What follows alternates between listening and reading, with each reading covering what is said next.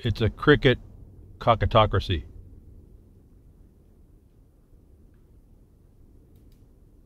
It's an existence where the excrement that controls your life rises to the top. And it's caused by the crickets. Can I stop there? Is that enough? We got it done? Everyone understand? This is all done by our silence. I say that at the bottom of the Blogcaster page. Every week I come here to try and just expose more of the stuff, just hoping everybody finds something that they just don't like. There's just so much out there.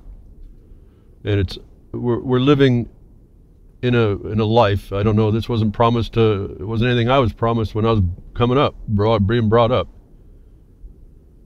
That we would live in a world that the excrement would float to the top and actually rule over everyone, and that we would be quiet about it. And I certainly didn't appreciate what I do appreciate today, what I tell you behind the woodshed.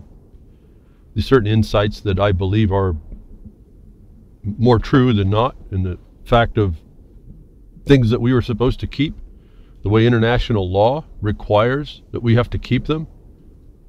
You know, this law is kind of an interesting thing. It's just a contract. It's just an open contract, really, of all of our history as people coming up and working and fighting amongst each other and trying to work out our differences, and we've created this law. Legal's not so much different, except that it was imposed by a private party. It's actually private law. And if you look very carefully in the statutes make provision for that same private law. And so we're just living underneath someone else's private law. And I've been trying to point out to you there is other law to live, and maybe you might want to consider choosing that. I am. And so this law, however you want to define it, however you want to bring the source out, it was really, again, it answers to, it's attempting. It's our best attempt. In the general, not the special or the private, but in the general, it's a best attempt of people to overcome their fallen nature. When things don't go quite right, how do we respond?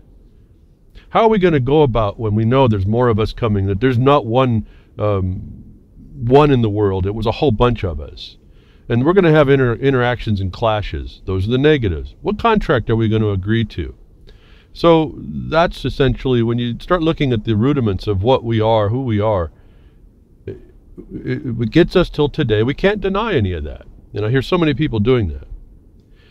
There's just certain things, there's just certain fictions that we've created that are legitimate in some regard because we aren't pure, we aren't good. We have our fallen nature, and there's a ton of it. And so I guess I want to remind people, law is this, it's a funny thing. It's really just, you have it, you should have it internal to you, and you hope that everyone has the same care, empathy, but that's not the reality.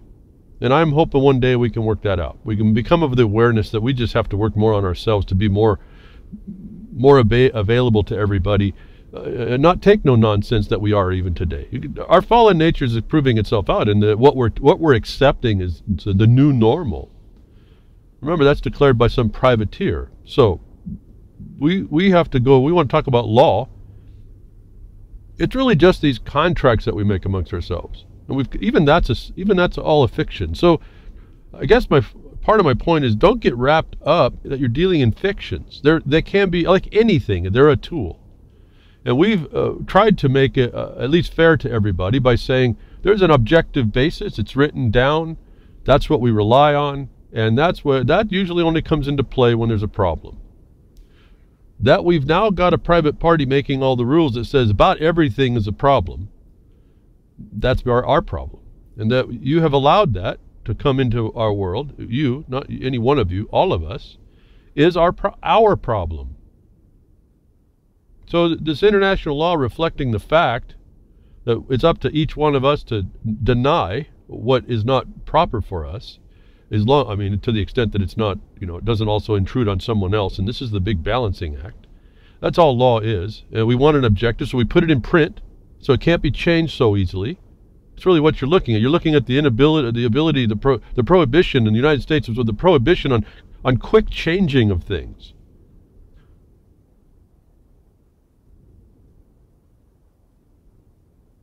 Thank you, Vin E-rated. I keep forgetting to do the code, but BTRRLM 164, I think, is this week. BTWRLM 164 for those of you on Pastcast. And again, thank you for Vince for bringing that up so that you all listening after the fact and on the podcast can go to the blogcast. Just type in the search engine BTW today for today, RLM 164 to get what I'll eventually get to as my tabs, which is just the construct of this week's lesson, if you will, the logical progression of how things occurred to me as I saw them come through the notice, the news that's in our face. That just notice of what's going on, and again, okay, we all can know what's going on, but I'm asking us, what are we going to do about it? When are we going to step up and defend ourselves in this attack? I've tried to bring, maybe not so eloquently, maybe not so orderly, these principles behind the woodshed. Bring the principles that we may not have been told. This international provision really is speaking again, loudly again to me. I told you I've come back to where I began 30 years ago or so, roughly 30 years ago. Finding myself in a law library, a university law library in front of Benedict's on Admiralty. And you go read the Benedict's on Admiralty and you read through it, and it's an encyclopedia. And you read through it, and you'll start finding your whole existence is sitting in that book to be explained to us. In fact, it was so consistent. This is just an encyclopedia on the shelf of a law library that when they got to statutory code, penal code, I'll spell it P-E-N-A-L for those of you who want to think otherwise. Penal code. And yes, it's given us the shaft, but anyway, the penal code, it was identical to the statutory code in the most part. It was identical to the penal statutory code of the states. And this was in Benedict's on Admiralty. So, to me, we're looking at a big convolution that you have to keep straight, but it's still a convolution nonetheless on the application side. That I try to bring to you these points so that you don't get lost and just discussing and over rehashing all this stuff. Don't get so lost that there's a corporation. Don't get so lost that you may even actually be an admiralty even though you're standing on the land. Go find out why that is. I'm asking you to figure out where it is you actually think you are by your best study, and then go ahead and hit it. Go after it. Because there's limitations. As soon as you found out it was a certain subject matter, I'm telling you, that's the clue that there was a limitation on it, and there's limitations all over the place. The only thing there is not a limitation on is the very reason why we have the so-called law in the first place. We have criminals out there that don't regard it at all. And so when you're looking at a world that isn't regarding the law, you're looking at criminals by definition. And I don't have to put a name on them. You can. You can waste a lot of time and sleep and trolling and attack and vilification, all kinds of stuff by naming something and giving it a title thinking that you own that. Someone's going to attack you on it. It'll be a waste of your time. So why I'm asking us to not do that, I guess ultimately there's a way to cut through all that, I think. And I don't know if I would have been so certain about it had I not been able to prove it for myself on what I've learned and applied. The secret part of all this is the application.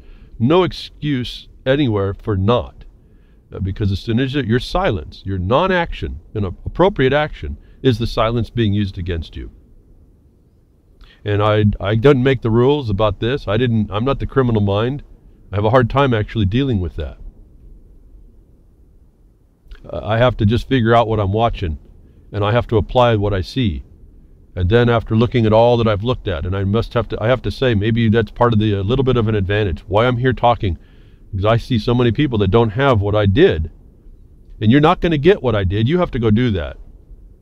Now, I understand that, but I can at least accelerate your path if you're going to go down there, that path that you think you're going down, and I can give you the highlights, if you will. At least what I found when I went down those paths, and folks, I went down a lot of paths. I didn't know how far I've gone. But I went so many paths, it crossed jurisdictional description. And I got to so many paths, I could see there was cross paths, and those cross paths were the ones that I connected up. I held those very close to my application stage, because those cross paths get you from one jurisdiction, one authority to the next, and they're all fabricated. But ultimately, they all reflect this thing in us over time immemorial, what we call time immemorial, the time beyond man, the mind beyond man. But we get these things beyond our own understanding. even beyond our own history. It's in us. That's what we know. That's what I know we know. And so it gets us back into our nature. When we're talking about natural law, that's the worst of it, I think, actually. Because there's no rules there. All you have is an agreement that you stand up for yourself, that you won't be violated. You won't become the victim that you're made. And that's what they've done to us. They've found another way to victimize us. And I try to show you that it's not you're being victimized, but it's not as a victim. It's one being taken advantage of, and that can be flipped around, like jujitsu maybe a bit, but more like, as I have acknowledged to it, though I've never trained in any of this, what I think is more Aikido, where you're using your opponent's momentum and weight and size and force against himself or herself. And it's there to do. And I think that's the natural thing. Wherever you have something, you have something to counter it, given it is an effect, a force in the world. So I also say, don't deny forces and powers and effects and authorities. They exist. They just may not exist over you. But to the cricket, it's irrelevant. And when you have the cricket, in fact, I might call this broadcast, this certain broadcaster might be named the cricket cockatocracy. And it is just like it sounds. It's where the excrement rises to the top and rules all, because nobody stopped it.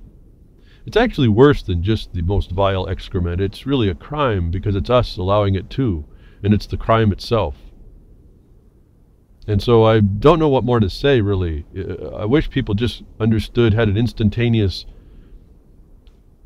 an awareness, an instantaneous enlightenment about the extent of what I just the last few sentences what I just said there, because it for me, as I'm sitting here, I'm just thinking, that's it. I mean, you're into this without your permission and without your consent, and they're taking it away from you. What your life has become was given to you in the training and the inculcations to you, and then you were quiet on that, and then when you saw some things, you rebelled, because you have an innate power in you that knows that it needs to, but then you were disempowered, and you let that be the new rule of law. So, I mean, I guess we can go around, everyone can have their opinion on how they describe it. I listen very carefully to see whether or not those opinions are accurate. And the more subtle problem is the ones that people come to the right point but by the wrong path. And the problem with that is, if you go down the wrong path, you're going to build yourself your house on sand, and someone one day will be able to easily come and wash you away, undermine your foundation, because you have none. Why it's so important for you to do your own research, why it's so important in order to do what you need to do, not just be what you think you are, but do the things you need so you get that training. It's an ongoing, you're training in battle, if you will, because the war is here on us. So, crickets allow the cockatocracy, just like it sounds. It's the excrement in the stinking abyss rising to the top, and you're living in it. And you're allowing it. And the cricket will never, ever, ever stop that. So I hear lots of people talking about complaining. You can point it out. You can do all kinds of things, but until you do something about it, it's going to be here. And I'll tell you, it's still that foot race. I know it's looking bleak. I know it is bleak. I can't understand some of it myself. But there's just these subtleties that happen that say, hey, these people have a limit. These criminals do have a limit. We're kind of looking. We got something going pretty big, and like I said, I don't like to promote before we got some proof. Although it's the way I work and go through it, I have every step is a proof for the step behind me and the one going forward, proving on a proof I've already figured out ahead of time. In other words, I don't take the path I don't know. I already know the path. I already know the destination. I just make sure I get there. I know that's a little esoteric, but and I know that's a truth in esotericism, but that's how this does work. You really have to know the end, and you just got to keep plugging away to get there day by day. Take your steps day by day. Make sure the step that you took is foundational, and the one you're going to take is just as foundational, if not better. But that's what it takes. It takes that commitment. I know lots of people don't want to do it. They want to make excuses. I'm sad to hear it. There's nothing. That's not my rule. That's not my decision. That's what we are as people. And I heard Ron Stephan earlier on 2 hours on UCY.tv right before this broadcast on UCY. He was talking about you don't own the land and all that. We would need, and I have to partly agree but partly disagree. And I've said you don't own the soil, you don't own Mother Earth. That's true. But again, applying our frailties, our foibles, our worst parts, our fallen nature, we've had to come to some agreement about how to utilize the soil, because there's a lot, it isn't utopia. A lot of people will abuse the soil. A lot of people will abuse where they are. And I don't mean that in just having your property, living in a what other people may think is a pigsty or something. That's not what I'm talking about. I'm talking about there's certain production that comes from land, and there's people that will abuse that. Either, and even worse, they'll not use that. They'll abuse it. They don't use it correctly. And so for the United States, in the wisdom of all the world coming to the United States to make it, there was some pretty intelligent people that saw how all that didn't work before, that made differences in the law, everything, the things that would provide our basis for being able to live together in a place, in a world that we've never ever really being able to live together. And then really, and I didn't want to touch, I'm not going to touch this too much, this Memorial Day, having people that would stand up to protect that. And they're not doing that now. So I'm not going to get into all that nuance. There's always a more delicate discussion that needs to be had to really flesh a lot of this out. But we were supposed to have laws in this country, United States of America, that protected people that were presumed, because we're all innocent, for doing the right thing, presumed to be using the land, not abusing the land, producing for ourselves, and making it in a way that it was workable. And we had to make peace for that. We had to make a place. So this government, again, the Declaration of Independence, the thing that you have, I put in the broadcast on Ron's discussion about the land of the free and the home of the brave, I put in the land of it's now the land of the fee, the home of the tax home of the slave, because we didn't stay in the soil part. The reason why that is working, what you're actually claiming, in fact, it may be a fiction, but it's a reality with respect to how, if you don't do this certain type of fiction, that it doesn't work. When you take this thing and you make a design in the world like it has been, it doesn't work. When you make the design in the soil and disposition and the obligations and duty that are tied to that by its proper use of the soil, to the extent that it's in productive use, not wasteful or abuse, then we found that that's better. And to do that, you have to protect those people and make peace in their place. Not the place-based stuff today, but in the place that they have, that they've purchased. What they're purchasing is the other fiction, but it's not a non-workable or impossible fiction. It's really what you have to do. You are buying the protection of the greater part of society. You're all there to have. The government protects you in that possession from trespassers. What hasn't been understood, or been hidden, is that's even against the government. And what you're dealing with is these other fictions called contracts. But they're tools. They can be worked for good or bad. And so I don't find a lot of these things the bugaboo I might have. You really have to settle down. I have to get really slow. I mean, I talk pretty fast and a lot. People laugh at me, they want to talk to me. Okay, it's time for me to be quiet. I know. I understand that they appreciate me, but that, I keep going. But the fact is that I start to slow down a lot when we start talking about very specific things. I mean, very particularly in the soil. And I say soil particularly because that's in our laws in the United States. It says soil disposal, not land. Land is a defined legal term. And it's the interests in land, or those things that may have encumbrances. It's not the actual soil that has the contract of exclusive possession and enjoyment. And so I want to make a distinction, and I don't know, maybe for Ron, maybe he understands, maybe it didn't come out, but yes, there's these fictions, but some of them are useful, that we have to do this in a way to keep what we have. The United States has been proven in its land disposal laws, its disposals, its contracts, whether express or implied, its recording system, most importantly for the black and white proof, evidence, ultimate proof of what's going on, the lineage, the chain of title. The abstract of title is not the chain of title, remember. That's not an abstraction. You have to render it to actual certified things of evidence that chain you to the original disposal. Think about being a slave to this, but what you're a slave to is a sovereignty of sorts, that it's a peace and settlement, that none are coming against you, not even the government, and the government's obligated by that disposal to protect you. That is being eroded, if not gone at this point. Doesn't mean it's gone permanently. It just means that we're not asserting these things against the trespasser, which is a foreign trespasser. And so we've done this for ourselves because we found out in the past it doesn't work if we don't do it this way. And so the soil gets disposed in the United States of America, and it's even against the government. It's when you get into land or definitions of land, and Ron made a reference to, what did he say? It was realtors, the real estate. Now, real estate, yeah, I've got a little problem with it, but for the sake of the way it works, the Realtor Association is a legal entity.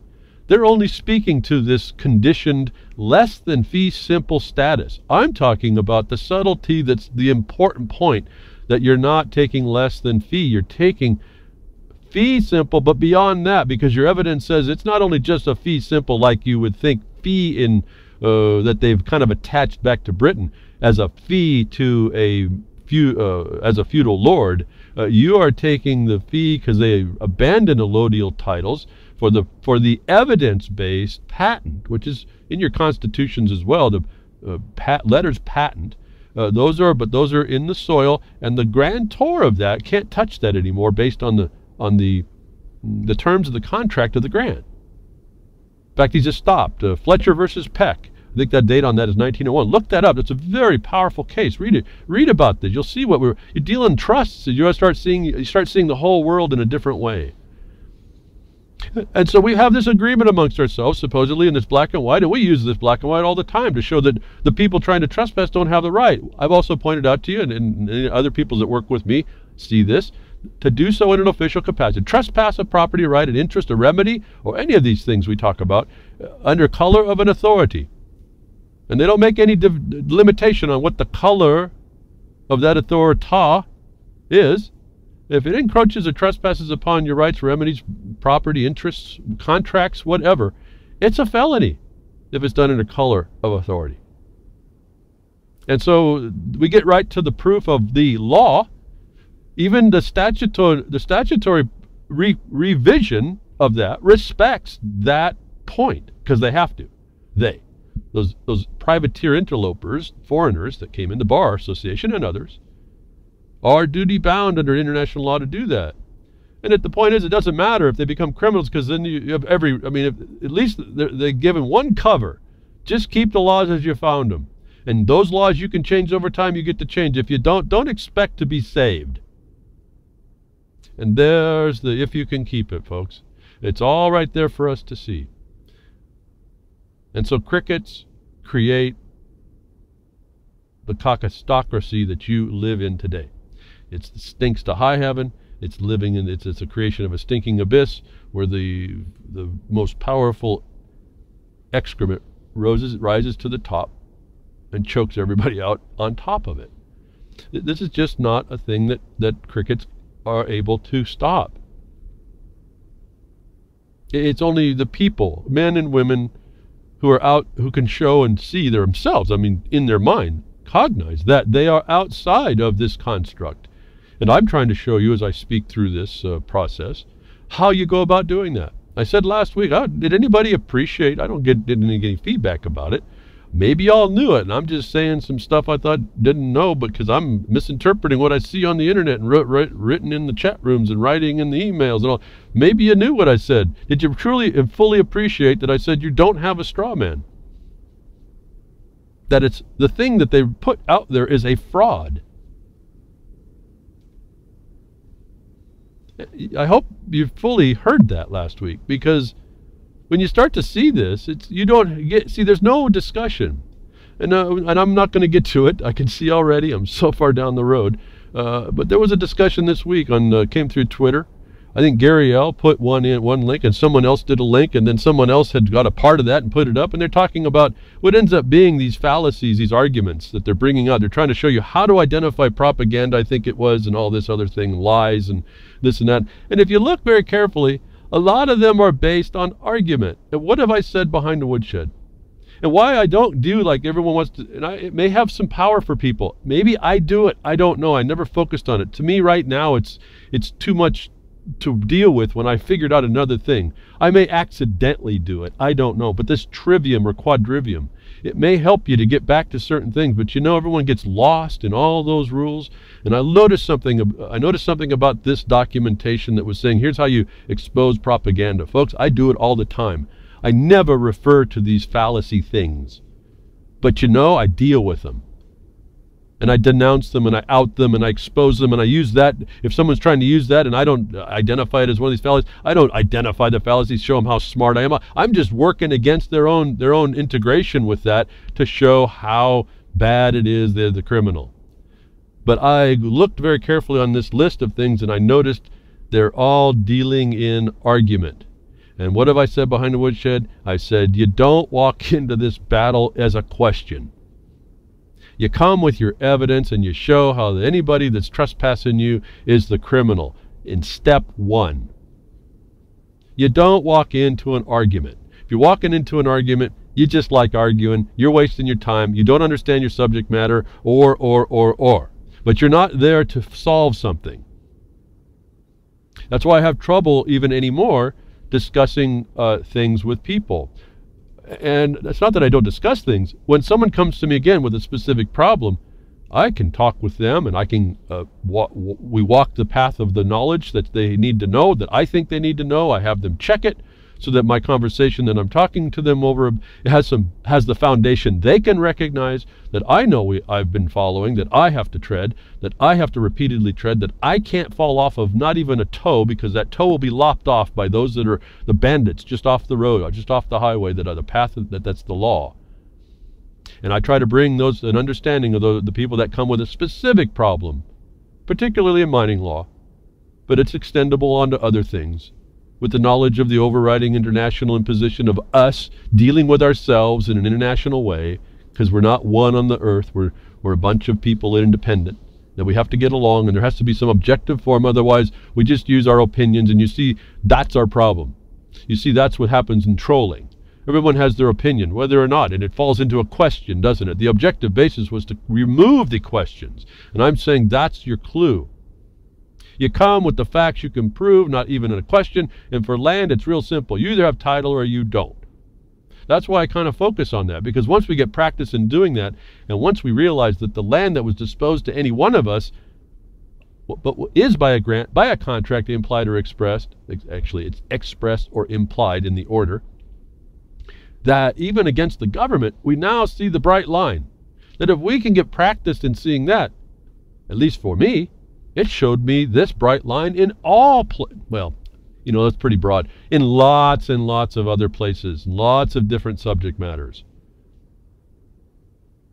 And so it all comes down to that understanding. And if you find yourself having an argument where you want to show you're how eloquent and waxing eloquent about how much you know the trivium by being able to spew out one of the 50, 100, I don't even know what they are now, different fallacies that are an argument, you're not there to educate or move a point. You're there just to be something else. It's not going to be on your point. I have never, ever needed to get into some discussion, philosophical discussion, or some logical twists and turns, or ever had to worry about which fallacies being violated in the subject matters I talk about. I don't bring a question.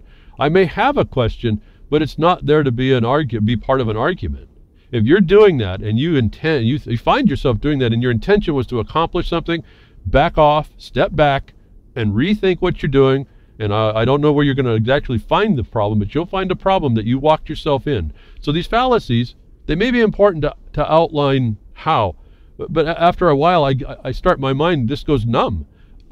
I can see inside there's failures, there's fallacies inside the fallacies. It's just fascinating that it's really, to me, it's a cumbersome way to go. You may have to know they're there, but for me, I think, for me, it seems we all have that in us. We know when someone's not a straight shooter. What's come on to us, though, is a whole bunch of people who don't have title. They don't have authority in themselves. And they come with an opinion, and you engage the opinion instead of saying, what's your title? What's your right? It's partly why I don't think I'll get into, and I don't have the time, and I don't have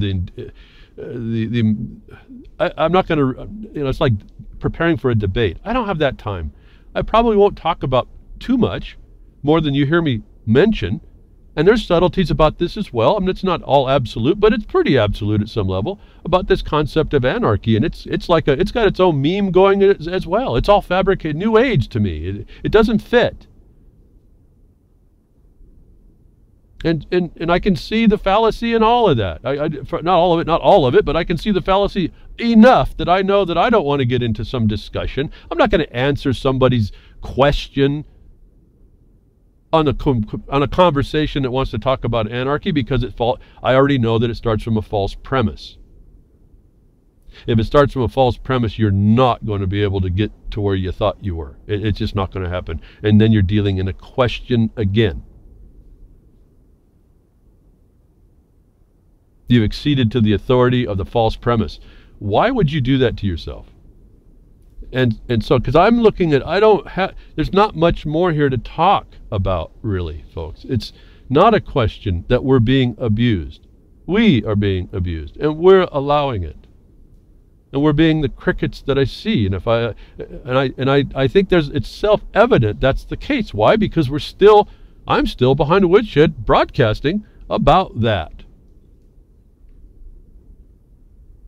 What flashed in my mind was I'm not on the radio talking with a guest that is bringing to us their recent findings on how they've just broken the energy block.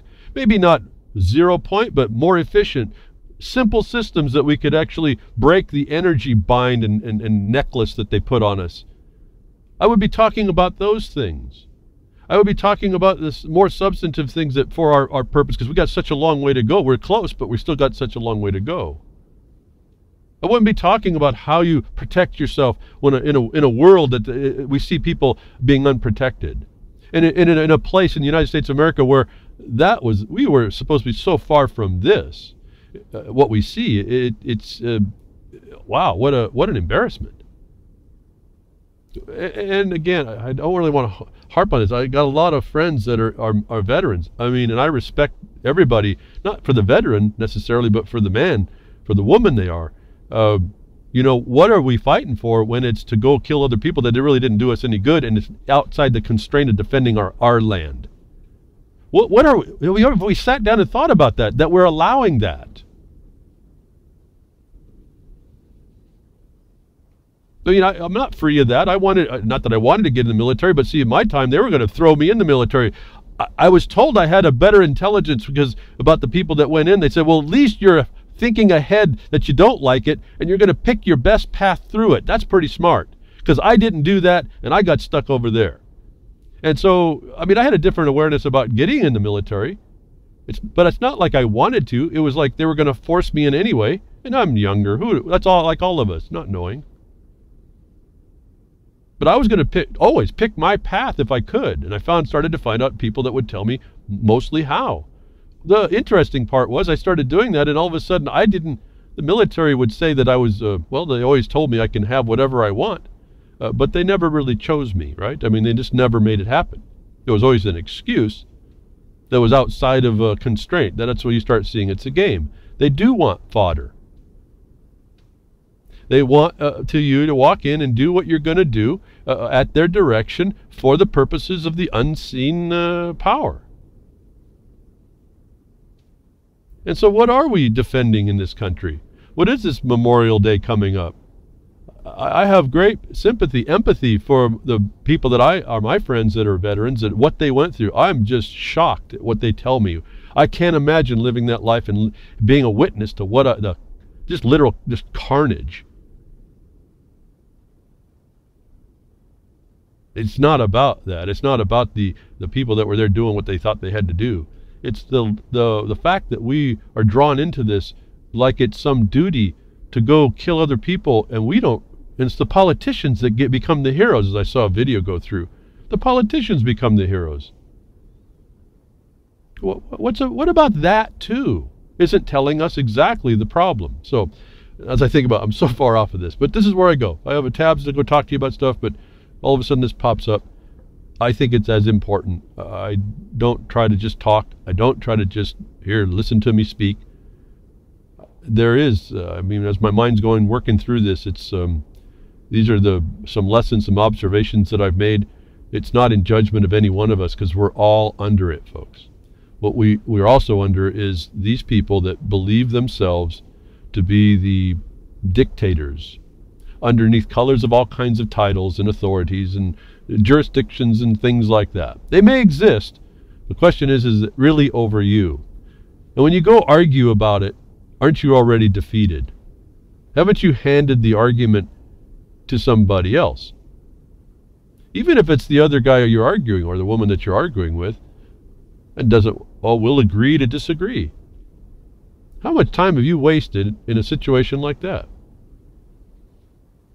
Folks, we don't have time now. You really have to have a certainty. Your spirit should be screaming. And if it does and it's frustrated and it doesn't want to act, that's the mind, that's the body now resisting what the mind tells you. It has to be done by the prodding of the spirit. You've got to overcome that apathy. I'm not talking voter apathy. I'm not talking voting here. I'm talking about action in defense of yourself. I've been listening to some people just happen to, see the videos go through. Some of them are a little bit long for me. I don't have a couple hours sometimes at all. But some are shorter. And I'm just kind of have a little smile on my face. I'm really having hard pressed time. People that are well known, get a lot more listenership than I do around the internet, are now starting to use the same observations I tell you, almost the same way. I almost hear myself. In fact, I have to keep fighting the fact that say, yeah, they're listening. Well, maybe they are. Maybe you all are. And all you are that are very well listened to on the internet, thank you, and continue that message. People need to hear this. This is up to us to do. We're the victim. We put the ring in our nose. We're the victim to the crime against us. We're the accessory to the crime against us. And it's come to the point where you have to defend yourself. And that's what I was broaching to you about the conversation that we're having. Okay, how do you do that? You have the right to self-defense. You have the right to arrest a crime that you see. You have the obligation. Now when you find out it's actually the sheriff itself, I guess I'll go neutral, itself, or the government or an official, and there's no arrest made, now you got a little bit different perspective. How are you going to go about doing that? Because it is time for us to start learning about that and getting that field of play laid down, because as I've said, they've got the cards built in their favor. The system is built in their favor. As I've told you, I've got a couple of people, I should say a couple, and then myself through my friend who I'm helping. We've asked the sheriff, what's your policy on private arrest? And do you know that there has not been one answered question to that? That's a big clue of what you're up against. But if you don't get in a fight to get there and get these facts documented, you start sounding like some harebrained, whatever they want to title on you, and everyone looks in and believes it.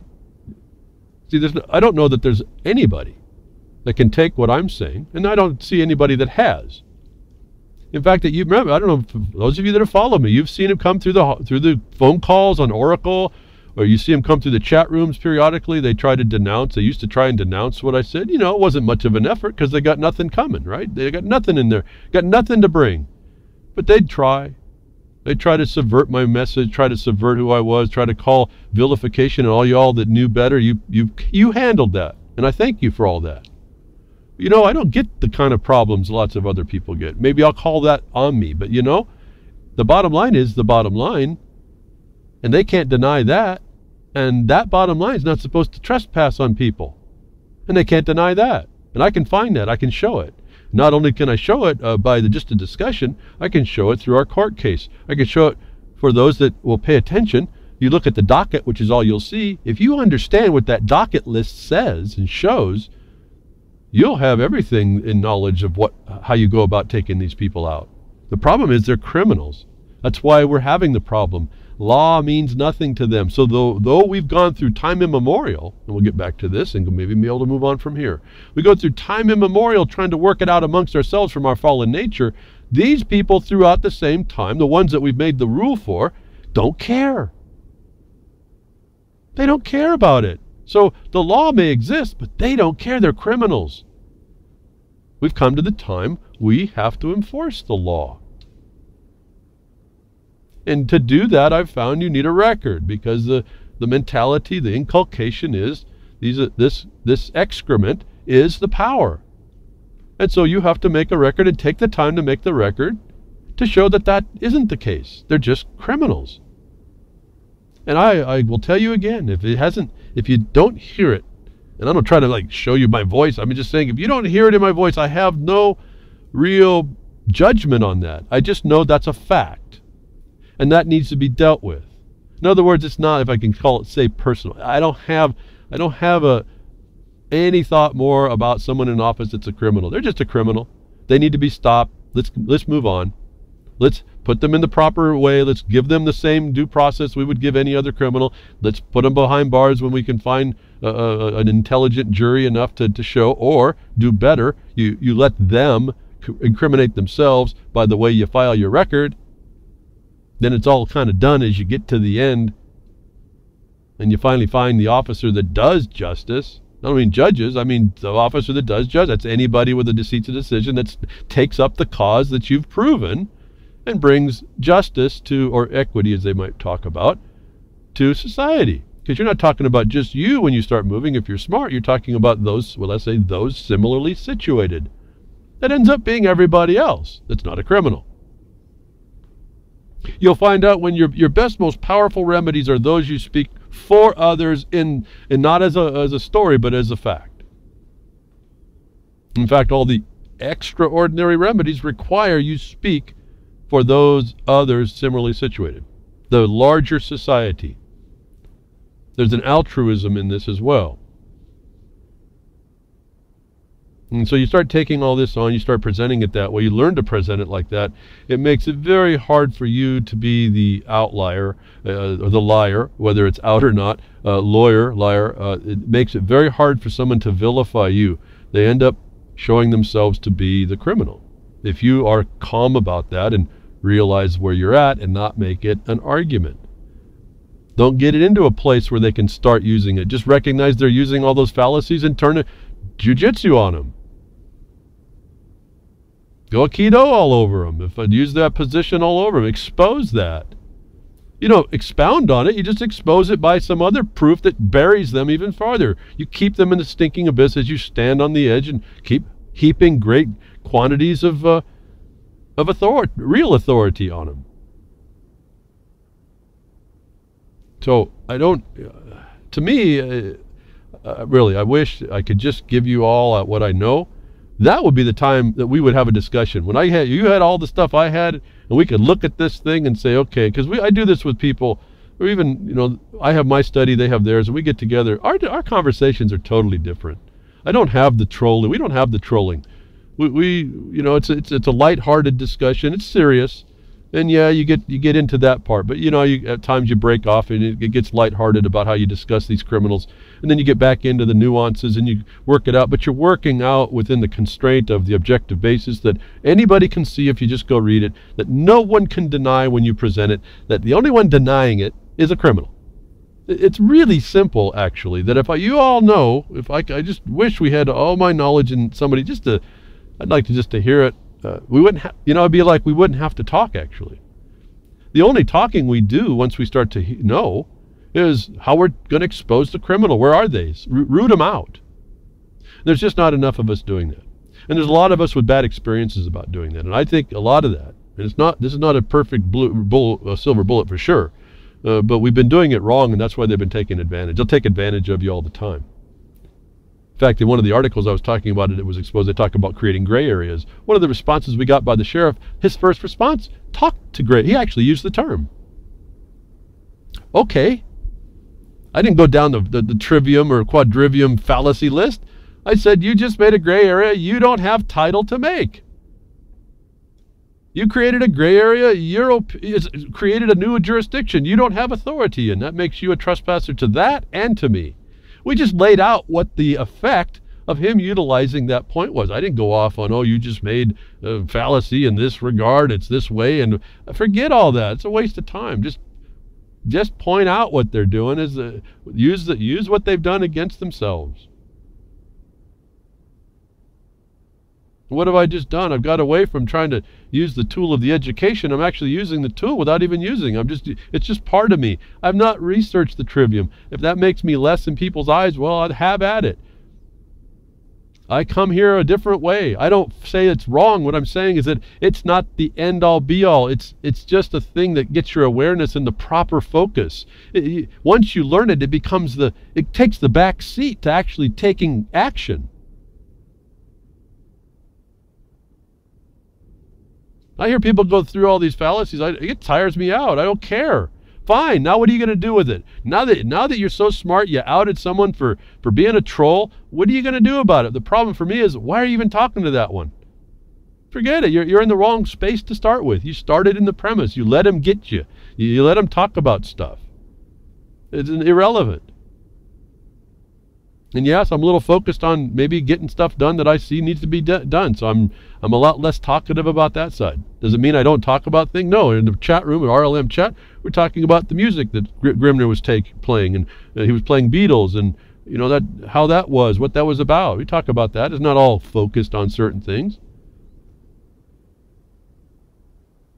But when you're going to start getting into any time investment, check yourself. Is it just because you want to be looking like you can outdo somebody in a chat room, or is it because it's going to bring you some knowledge, or is it just going to show everybody else how trollish you can be on your point, as right as it might be?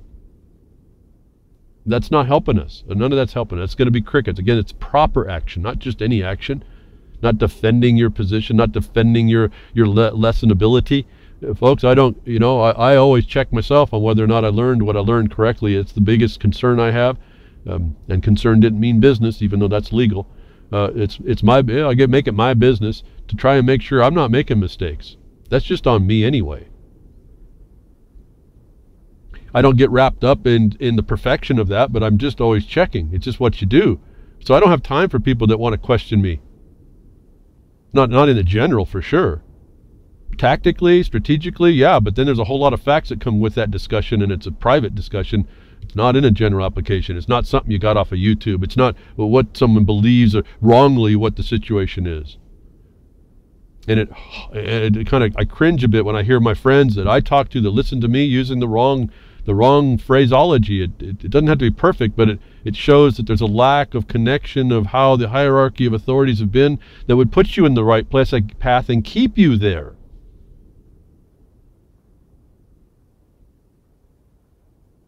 If you talk about land and don't understand there's a constraint around that, and think that's the focus and the only thing that goes on about soil, then you're going to remove the ability for the soil and the laws around that, and what we've agreed that would happen to make us different in the world of the United States of America about the soil, and why we have the right to say we own it. Now, we're owned to the extent of our servitude to it as well. Don't forget that. But there's no one that can displace us. And I hesitate here for people to, in their mind, say, "Well, what about the Fifth Amendment?" Well, yeah, that might sit there. But if I hesitate to let you ask that question of yourself, what about that takings bit? It's there, but I've told you that's also has to be conditioned. It's not a universal, we want it, we get to take it. They have to come up against the public use and beneficial use. And if you know that, they can't just come and get your stuff. Why? Because they're part of the grantor or the trustee that was supposed to be protecting the grantor's trust. They're a trustee, they're not a sovereign. And yes, they can take under the law, and I don't like that. That was one of the other weaknesses. But they really do have a standard. And that standard is up to you to hold them to. And that's why I focus again on the mining law for the United States of America. You have exclusive right of possession and use. I'm just going through this. You attach this to all land, but I'm talking minerals. Exclusive, even against the United States when perfected by the first filing with the county, which is the record you make for the evidence of the title that you have, which has to be done right as well. It's all really lawful. It's all contract. You're declaring the title by you making the location notice. That is against the United States itself as a trustee. The state has to pick up that trust in its agreement underneath the enabling acts or admissions acts in Oregon. There's two different ones. Oregon's got a different name for the same thing. These are trust obligations, not sovereignties. And the obligation is to keep you in peace. That's what the sheriff's job is all about. This lays out pretty quick and pretty simple. Anybody coming in the government that comes against that is a breach of contract to begin with, but also a breach of trust. I've told you there's multiple layers of violation here. When I write a document, I have to remember to write at least 3. There's actually 4 or 5. It depends how deep it goes. There's 3 violations in law for a government official to come against a property that's disposed to you by contract, which I'm talking disposable land by the law. But those records that are made are supposed to be protected by the courts when someone comes against you to trespass. And you don't stand on all these laws. You stand on that contract. What is it? What's the limits? They call the 4 corners is that patent document, or in this case for miners, it's that location notice. That's describing the land. Yes, you use a name. You give the claim a name. Yes, it's a fiction. But you describe it. You lay it out. It desegregates itself from the common. Why? Because it's pursuant to a grant. It's a servitude to go to work and make a livelihood. And as long as you do, if you will, it's a reward. It's an unfettered reward in what they call in the United States, what used to be acknowledged as a lodial, or held in a lodium. It's now fee simple. What you'll notice is land is defined also as real property, not real estate, but real property, and it's less than fee simple. That's a benefit taken by the government, not as a trustee. So you got to go kind of slow here, but I don't want to, in the most part, you're getting beat down, so you're being treated under the fictions in the wrong way. Or you've allowed the fictions to be treated upon you that you're not throwing off to correct the record, which a criminal will try not to recognize. But you just stick it in the record anyway, and you go after them. Then you go after them as criminals. You don't go after them in defense like someone else is legitimately has another claim, let's say a property line dispute. These are all different standards of approach and of the remedy that's available. Different standards of rights that come with all this. And you have to go slow when you come here to discuss a lot of this. Now, I slow down. I have to listen very carefully, and I ask some questions that kind of irritate some people. I want to know something. I need to know certain pieces of information for me to be able to look at a problem. And it invariably is always the right to the property you're talking. And this can extend now to any property. That's why like a bill of sale is so darn important. That's just another example of what they do for soil disposal to create this possession that's exclusive to you. And under the mining law, it's there because the dominant estate is mineral and the minerals are where they are. And if you don't do that, then another use can come over the top of it and bury that use if we didn't do it this way. I don't like the splitting of the estates, but that's it's been prudent because we're of a fallen nature. When they gave land in 55 to all minerals, the common mineral materials, do you know people just didn't go mine? They just didn't even go claim the land for the sand or the rocks that they could have if they would have been able to. No, they went on and made these claims and stole timber. That wasn't the grant. You could use the timber for the mining, but you weren't supposed to go and use it for the sake of taking the timber off. And because they did that after 1947, when that was finally granted into disposal, in 1955 they changed the law that says, no, you folks under common minerals, you can't take the surface because you're stealing it.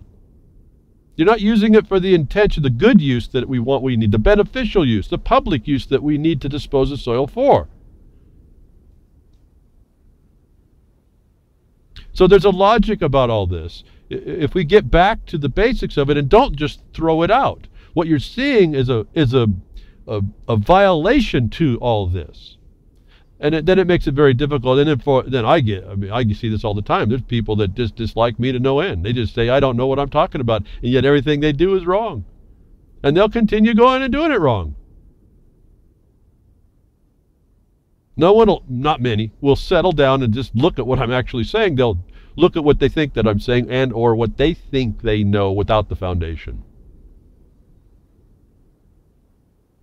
And as I've told you, I've intimated a couple times. I get emails or phone calls when I can slow down with someone and say, okay, this is what we got to. This is what I need to know this from you, and this is okay. Then they tell me something, and I say, okay, that means this, and this is the law you go to, and I get the dialogue going, and on the steps that are taken, we find out very quickly there was a lot of missteps and misunderstanding. For what I say that I know to do, that people don't hear me. So I'm talking to those of you that are hearing.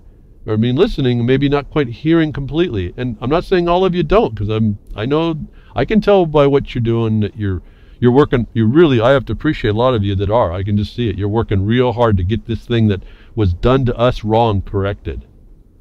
I don't know about right, but at least corrected. I don't know if there's a better answer yet, because we haven't got to the answer we're promised. And which is promised not in a promise, but really it's in function if we would do it, that some usurpers came in, and I just identified the Bar Association as one group. Since they've overthrown all your laws, all the permanent laws of the people were literally supplanted under national laws, overthrown in 1953. You haven't existed, for all the most part of you all that have been living, even as youngsters or being born just before 53, you've never ever known the world without a private Bar Association usurpation. You don't even know what it is. You don't even know what was expected of us. All I'm doing is remembering, being able to reach back in the objective basis, all that black and white that goes before all that, and say, hey, wait a minute now, you guys, you usurpers that came in, that took over this land, that overthrew the law, the permanent laws of the people, you've been forcing a bad position, and I'm going to call that out now. Why? Not because it's my opinion, because it said so in some people that weren't of the age of being overthrown.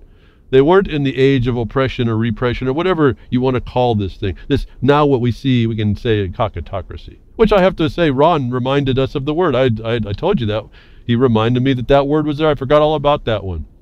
But it's completely consistent. What I've come through and saw, when I saw that's the way it could be, I realized, yeah, you're dealing in the way that word sounds. That's the kind of government that word sounds. You are living in a world of excrement as rulers.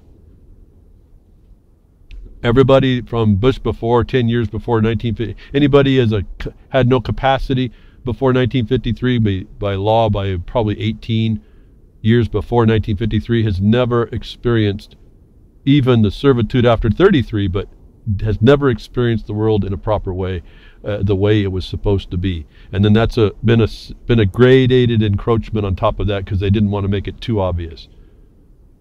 It wasn't obvious enough when they told you that they supplanted your laws. That wasn't obvious enough, I guess. But they came even slower, but they told us right up front. So let's get back to the law of the land.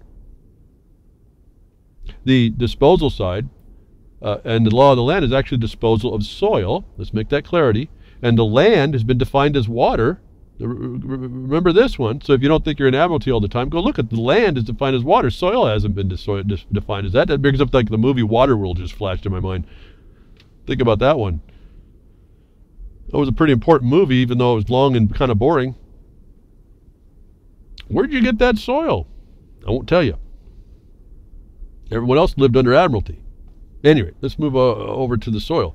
So you look at these definitions and you start to see there was conventions, can I say? Those are even contractual, treaty. Conventions that are made for us to be able to work on the land, the soil, for its best use, because if we didn't have that in all of history, we didn't have the protection. And if we don't have the protection, we don't invest time in the land. Miners even didn't do that. That's why the mining law came into being.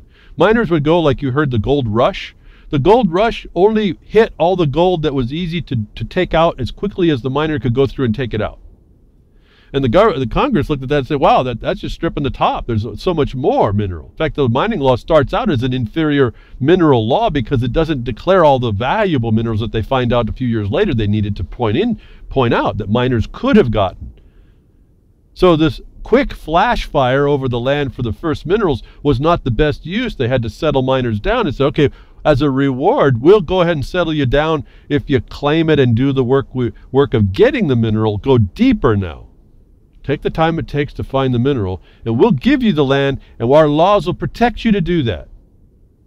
That's why mining districts were set up, because they protected the miner sometimes down to 10 feet.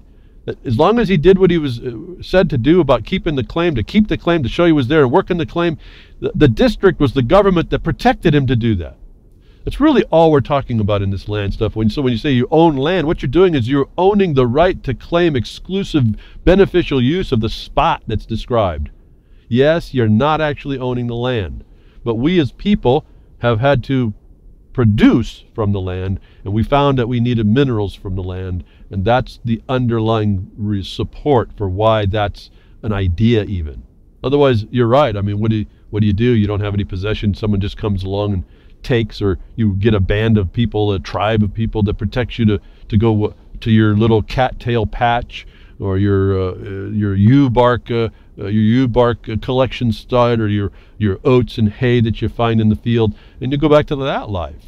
No, with an expectation that you may not be able to go back there tomorrow. And so I just wanted to make a little bit of clarity on what Ron was saying. Yes, there's a truth about what he's saying, but there's another side. I want people to see this side. I want people to work from that part.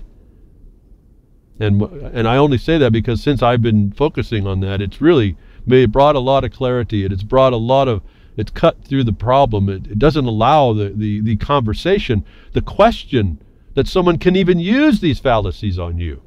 That's the key right there, I guess, is what I should have said I didn't say before. When you're not in the question, a fallacy cannot be used on you. You identify the criminal immediately in its use. So it's not even a question, right? There's never a question here. Black and white's as clear as it can be. Yeah, they've made word study, definitional changes, but there was an intent behind all that, and that's where it settles down in the land. What was the intent?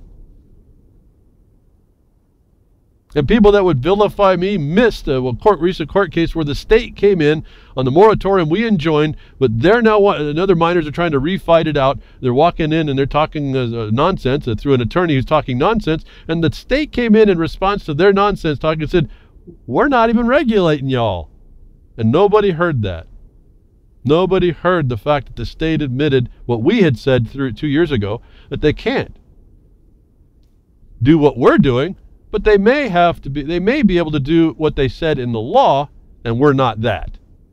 Even though the state is threatening beating the war drums over taking out all miners. The law is clear. They can't touch us anyway.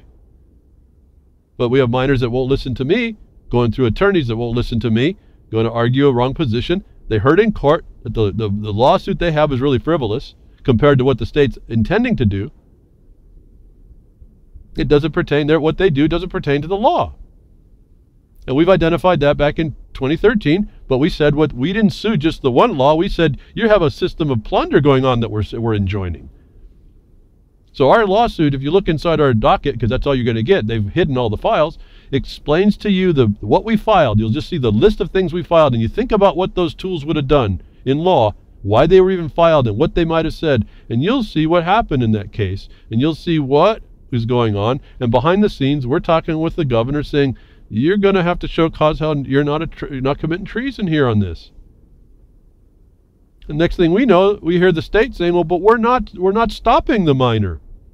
And nobody here heard that. So here we even got the state admitting to certain things in court, and yet no one wants to listen to that. This is our problem in this country.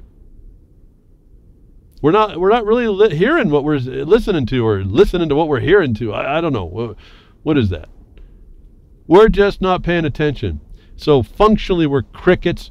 We allow the cockatocracy. The cockatocracy is how it's pronounced, even though there's a little I in there. Cockatocracy. We have allowed. It's where you allow the excrement to rise to the top, and the rulers that you've allowed. The problem is you got in. You got into the septic and you let that be the rule. You didn't crawl out and clean yourself off and keep some purity in yourself. And that's all I'm asking you. And I'm just using the disposition of soil point to prove that out. And that just gives us the model to look at on how you keep exclusive other things that are other types of property. And then that gets to you. Are you the human resource? Do you know about property law, or are you the property that they talk about? Oh, you can feed into it. You could say, oh, you're a straw man and you're the trustee under the straw man. You can agree to all that. It's not the truth. Trusts are fictions, but they're trusts for fictions for a tool, for a good reason. That's what I told you earlier, the trust that's established in the disposition of soil that's extended to the states is the one that they have to protect in you. That's a fiction. But it's a fiction of order that supports a good purpose. When I say don't throw the baby out with the bathwater, is exactly what I'm talking about. So we have encroachers coming in, and there's many different styles. They all seem to have this military consequence to them. So I kind of bundled them in there, although I don't keep them tied too tight. Again, their costumes can alter, and they can be a little different than what you see. They may still have the same source and not telling it to you. My point is, I don't care what they are. I don't care I even name them. All I know is, are you trespassing the law, the objective basis? Do you have title to what you've done? And when I see a law that says that no official act can come contrary to the law, and if you do and affect someone, that's a felony, I'm going to go there, folks. I'm going to identify how they done it was wrong. When I do that, I got them in an official capacity, and it was something I could show property title or interest title to. I'm going to call out the felony. I'm going to attempt then to arrest it by the system. They're going to prove they can't, or they're a part and party to that, and they're part of the organized criminal syndicate, and I'm going to get them on the list. This ultimately comes down to us, and that's where this is going to go. And we're walking slow into that one. Again, as I've been told by a former sheriff on a YouTube that we dealt with, who didn't tell me this, but on the YouTube talking to other people, he said, he said this after we asked about it, you better get an agreement. You need to do the private arrest, but before you do that, you better get an agreement with the sheriff on how that's going to happen. I had to smile, folks, because I just anticipated that problem, and this guy who was in the office told me that and backed that up. I'm telling you that. This is not quite the simple idea when you have when you have a military, organized, well-oiled machine infiltrating every aspect. It's not so easy to get back to your entitlements, your rights, your privileges, your immunities, all that stuff, because they're a criminal. And as long as you don't defend yourself from it, it rules your life. And you can sit there and complain and cry and give every excuse you want. The reality at the end of the day is you're a servant to that, a slave to it, a prisoner to it, a victim of it, whatever. You can go ahead and agree. You have the power to stand up, but you're not, and I don't know more to say about that. That's not my decision either, is it? I'm asking for better for you, for us all also. I mean, they didn't make it easy, and they beat us down hard, and so you get, once bitten, twice shy, or thrice shy, big time on something like this. They have the ability now to destroy us. That's an embarrassment to us, folks. There's nothing about this analysis that says we have the ability to stop if we ever thought there was something for us in this place. And we have the evidence that it was at least intended in that direction, with the caveat, if you can keep it. And we never plugged that hole. And they made good their threat, folks, is all I can tell you. Am I get angry about that? I'm a little frustrated, but do I get angry? Do I get emotional? Man, no, that's the fact. That's the fact, Jack, Jane, Alvin, Elvis, Steve, Michael, Vince. That's all of us. They got over on us. They did it. And it was written that they'd do it. Are we going to step up and stop it? I had to go to an objective basis. Soil disposal looked like one of the better ones. It's such a high gravity law. I don't know, folks. It's just treaty level stuff. That's international law, folks. It's all there. It's us, again, getting back. I'm still not on the tabs, am I? I spent hours to put these tabs together. I got so many tabs I'll never get to them. In fact, I'm just wondering, what do I do now? Just erase all the work I put to put the tabs up? and never get to them and just throw all that work away? Or I've been trying to get back through it here another hour, and I haven't got to the tabs yet.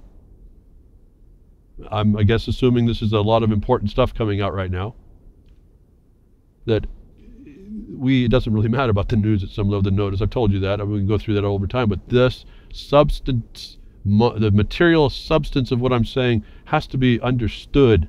Yes, stand under it. Okay, everyone makes a big deal about it. Yes, you have to stand under something.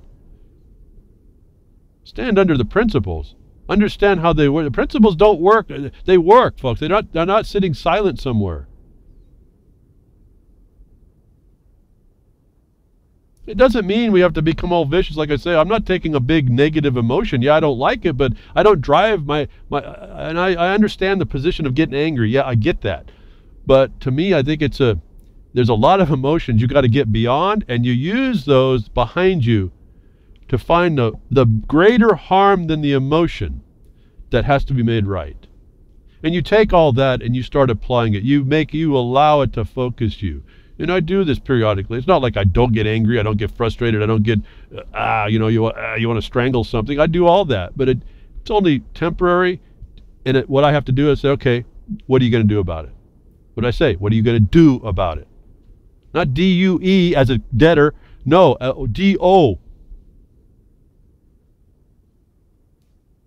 No, and don't back it up with another one. Start squatting like a dog. That don't work either. You got to do proper. Oh, this language is there to mess us around and show us, and also show us the clarity. It's right there for us to do correctly, and we're not. And I just, at some point I say that, and what flash right through my mind, and so stop talking because no one's listening. No, that's not the truth, but in bulk, you look across this nation, and you just got to go, wow. I mean, at one level I laugh, but we are some screwed up people. And guess what? That's a reflection of time immemorial, man against man, women against women, women against men, Peshmerga against the is. I mean, this is us.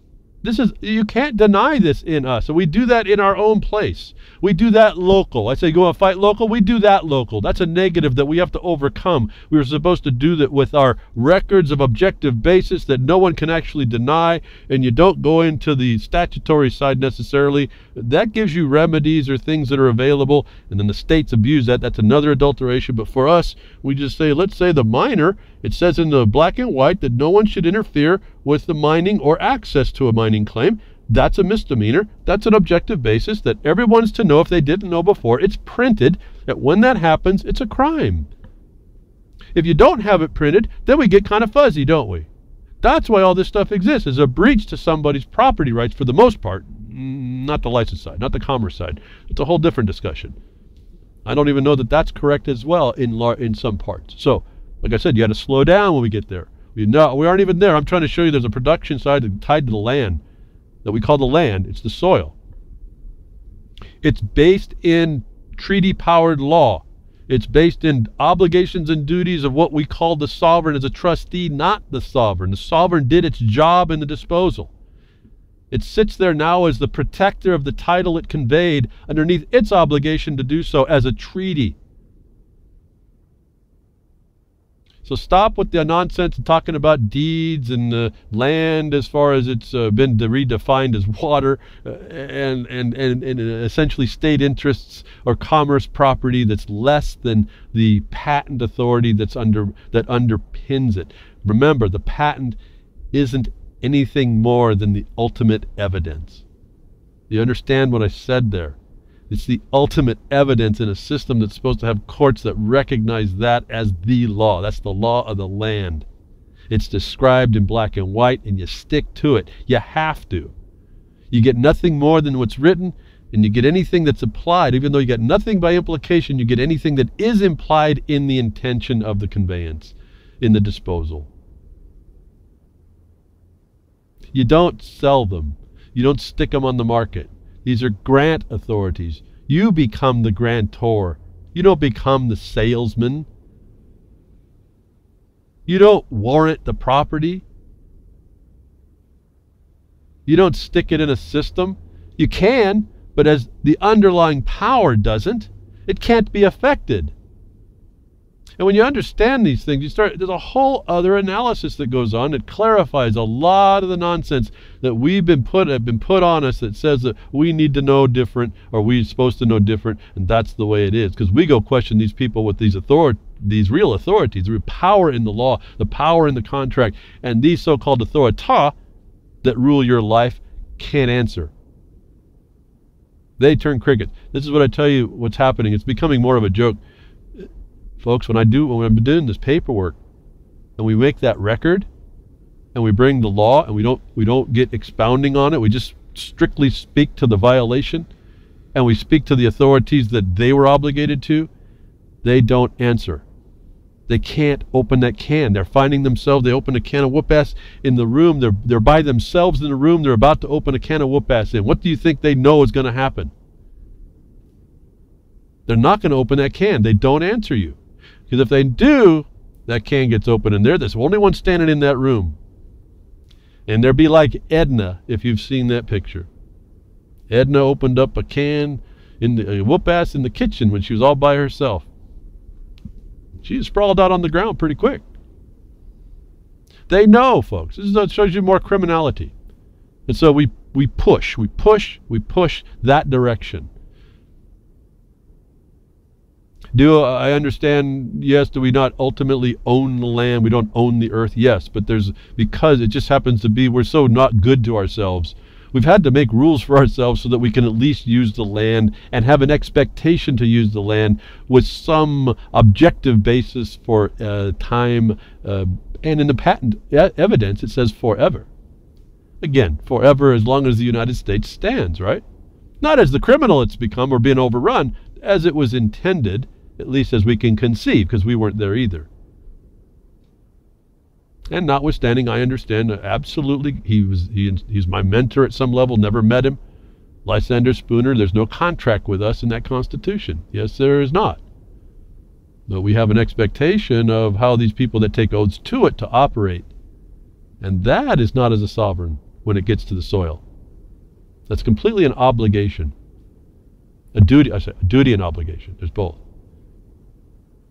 So if we can look at that, start constraining our thoughts to that point and being able to prove it for ourselves, and then being able to constrain our dialogue with anybody else who wants to say otherwise and disprove what you already know is black and white.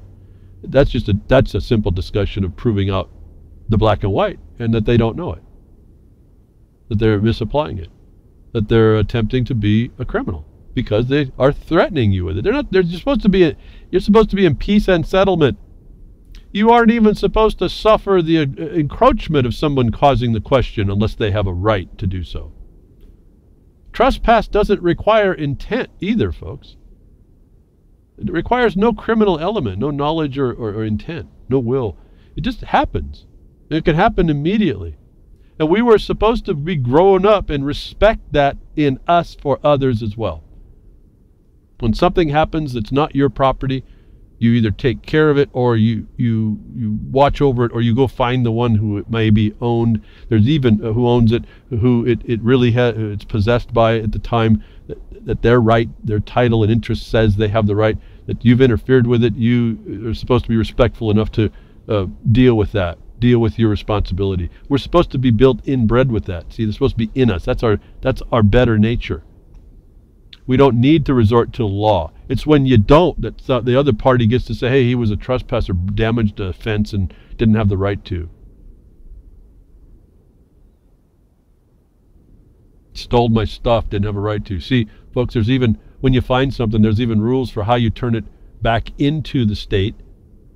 It's supposed to be protecting the property of someone else. You find something on the ground somewhere, and let's say it's usable, and it doesn't look like it's been maybe abandoned or something, and maybe it's a knapsack and it's not a bomb. Maybe we get back to that. Maybe it's just some stuff that got left behind. You know, there's a rule, probably I think it's there in every state. You're supposed to take it to someone of a law officer and say, I found this. They're supposed to take a report, and they then leave it for so many days, maybe 90 days or something like that, 6 months. I don't know. It matters. That's statutory. That's the people of the area have defined for their area what the statutory time of retention by the state is. It might be forever. I don't know. It depends on the state. What they say is a protection under statutory terms what the expectation of everybody is over your property. And if it's not claimed in that time of property, you have the right as the finder. This is like treasure, folks. As the finder to make a claim for it. The government's not supposed to take it and keep it either. But so there's all this stuff. So if you didn't have that, there wouldn't be that orderly knowledge of what's to be expected for the property. Because there's also theories that I don't hear anybody talking about. There's a theories of best use for everything, actually. And these statutory things, these fictions, these statutory tools are brought so that something doesn't sit and decay if it can be used where the property owner may have abandoned it and didn't say anything to anybody. So something doesn't get wasted in that. The state is to oversee that in a neutral fashion. You see the adulteration to that, but that's not what we're talking about. I'm trying to explain the principles underlying what we have come from to and how we've resolved the problems amongst ourselves, and they turn out to be what we call law or even statute or even codes. That the black and white can't be denied that way. Now, you bring in a question, and maybe they'll give their agent called a judge the right of termination. Let's not go into that gray area. That's not what I'm talking about. I'm talking about you have title, you can prove it, someone trespassed it, and in this case, for the most part, it's an official, which means if it was wrongly interfered with, it's a felony. Now we're just dealing with a criminal. And if you got that in your mind, you look out in the world, we are not very respectful to each other at all. And in a way, I'm glad now to see what I could see as a memorializing, remembering this mining law as a property law to see, wow, how do we treat property? Because I'm so screwed up, I wouldn't have a clue without its guidance. In learning about it, I've learned about all kinds of things that I would have never, ever, ever thought was involved. As the status of the disposal being treaty level, the status of the status of the parties involved being sovereign in the disposal, but not as the trustee. The accepting sovereign that's not a sovereign but a trustee, but the sovereign to be the trustee. But they can't deal with you as a sovereign at that level. Why? Because you have exclusive possession and enjoyment forever against all comers in the world. And that's proven by your title somewhere, someplace in a written form. It's why the statutes do not like oral contracts. It's real hard for someone, even an objective basis, to say what your statement was if it's not printed, if it's not memorialized in writing. All evidence is reduced to writing, folks. There's a rule for that. There's a good reason why it's there. What we're looking at is the treatment by usurpers over these things, who do not regard property. We sued for, that's what we're suing about. They're literally committing treason. It's not just a trespass without intent. No, this is treason. It makes war on your laws. And those laws are meant to be the objective basis of how we're going to keep peace amongst us, and so you keep the laws. Whatever you might call them. So, I went way off this. I got another 20, 30 tabs, and we're not going to get to here. What do I do, folks? There's so much to talk about, so much out there. Maybe I did good today. Maybe you understand more of the context of what we're talking about here. I'm telling you, it's in your hands, folks. It's right here. It's in us. There's no doubt in my mind. It's in us. It's in us immediately. And I selfishly, I say get involved because I want help. I just see this thing as such a great deal. We get back, again, does it solve our problems? No, we have everyday life to live, all that stuff, but at least we start understanding the distinctions. We rebuild the chasm between us and that government that was supposed to serve us. We put it in the proper relationships.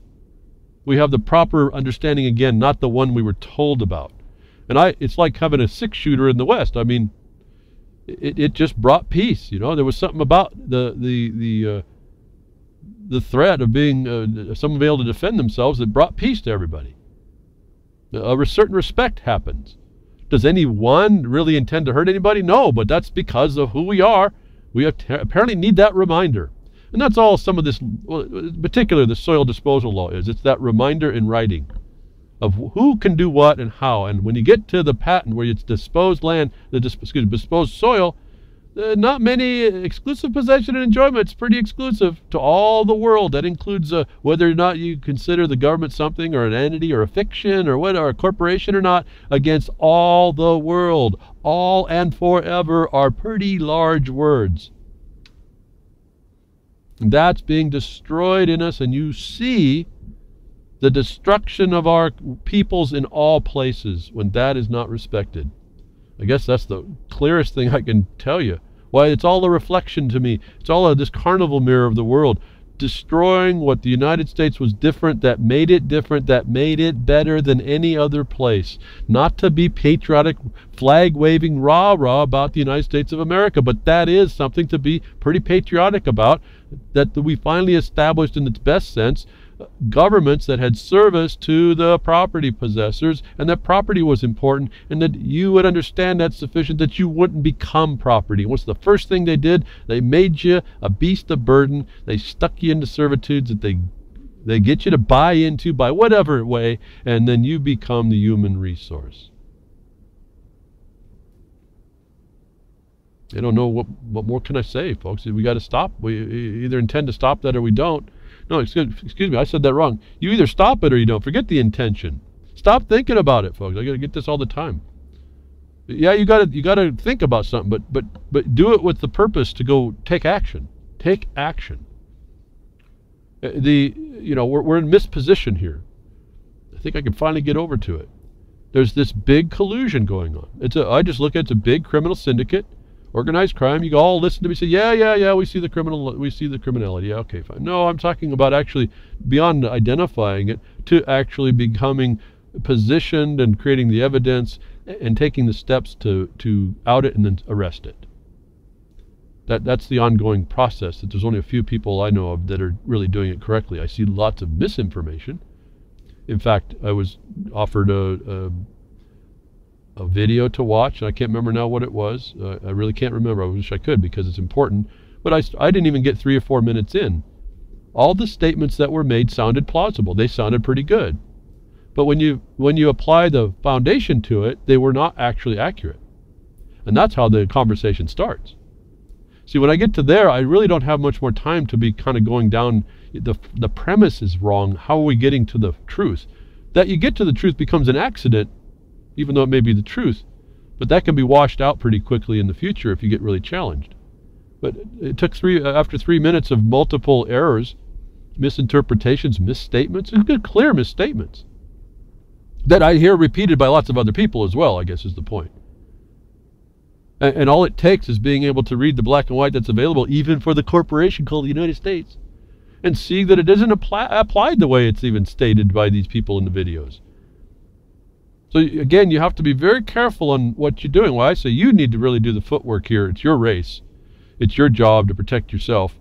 But there was a structure, a framework that we were allowed to utilize, and it was supposed to be available to us, that has been blocked to us. And we can identify at least one group of people and quite a few others, and an external imposition. See, remember, the Bar Association isn't just domesticated, it's foreign and domesticated, and then they inverted that. That's why it looks like the whole thing's upside down. So they're just a bunch of privateers and plunderers. See, I don't even know if there's a name for it, it's just crime. We can talk philosophy all we want and go, oh, we got this, and we can define it this, and whoa, it's corporatocracy, what was it? I think Meisterbrow in the RLM chat room, I can't remember what it was, I don't remember the combination. Is it capitalist development or something, and whatever. I said, no, it's just organized crime. You give it a name, but it's just organized crime. We can continue giving it a name and thinking it's something, but it's just organized crime. So as long as we think we can identify it, just to put a pin on it, we're missing the fact that it's just organized crime. I don't care what philosophy you put on it. If it's creating a condition that's stealing your stuff, it's a crime. It doesn't even have to intend to. It's a trespass. That can be a crime, although it's not viewed in most places without intention to be a crime. But it's not. It's a disrespect in the least. Why are you allowing the disrespect? It must be in us. You, me, everybody else. Wherever we allow the disrespect has to be our victimization, our abuse, and we're embracing the abuser. Or the psychologist, I forgot to look that up. There's you eventually start to embrace your abuser. Why do we do that? Those that collude around us, we continue to allow without focusing on what's going on. We surface on surface, just acknowledge its existence without working out to take action. And maybe not everybody everywhere, but someone has to find some of this important.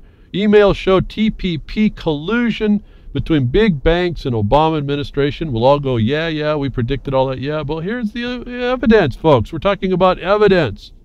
We're talking about take the law in your own hands because the government has become the criminal and you need the evidence to be able to go execute the law.